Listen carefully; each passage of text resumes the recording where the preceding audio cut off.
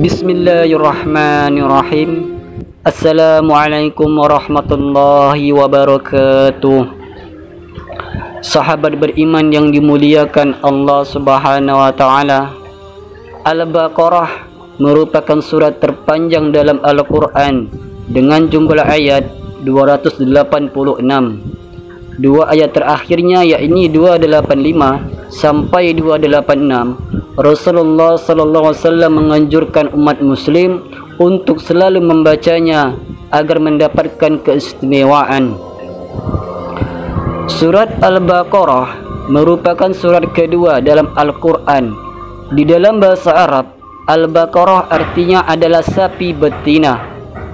Surat ini diturunkan di kota Madinah sehingga termasuk surat Madaniyah.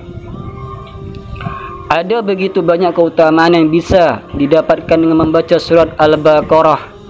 Namun pada dua ayat terakhirnya terdapat keistimewaan yang lebih besar. Rasulullah SAW sendiri menganjurkan umat muslim untuk membaca potongan dua ayat terakhir dari surat Al-Baqarah.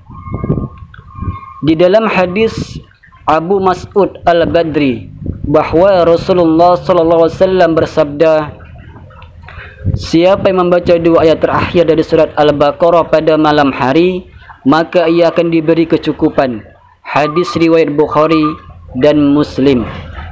Dikutip dari buku fikih Doa dan Zikir jilid 2 yang ditulis Syekh Abdul Razak bin Abdul Muhsin Al-Bar menafsirkan makna hadis di atas.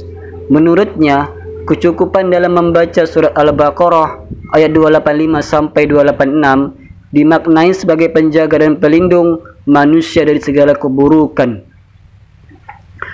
Sejumlah ulama berpendapat kedua ayat ini dapat menjadi alasan bagi seorang muslim untuk bangun di malam hari. Bangun di malam hari ini dapat dimaknai dengan terjaga untuk mengerjakan salat tahajud.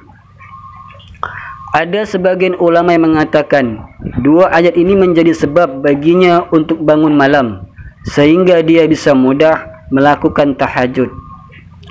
Dengan demikian, umat muslim dianjurkan membaca dua ayat terakhir dalam surat Al-Baqarah agar mendapatkan perlindungan dari hal yang buruk. Tentu saja semua harapan hanya digantungkan kepada Allah Subhanahu wa taala. Ada beberapa keutamaan yang bisa didapatkan dengan membaca surat Al-Baqarah ayat 285 sampai 286. Yang pertama, Rasulullah SAW memberitahukan bahawa beliau dianugerahi penutup surat Al-Baqarah sebagai gudang atau penyimpan harta di bawah ars. Hadis riwayat Ahmad. Rasulullah SAW pernah menyebutkan bahawa membaca dua ayat terakhir surat Al-Baqarah ayat 285 sampai 286 sama nilainya dengan membaca satu surat penuh surat Al-Baqarah. Hadis riwayat Muslim. Hadis riwayat Bukhari.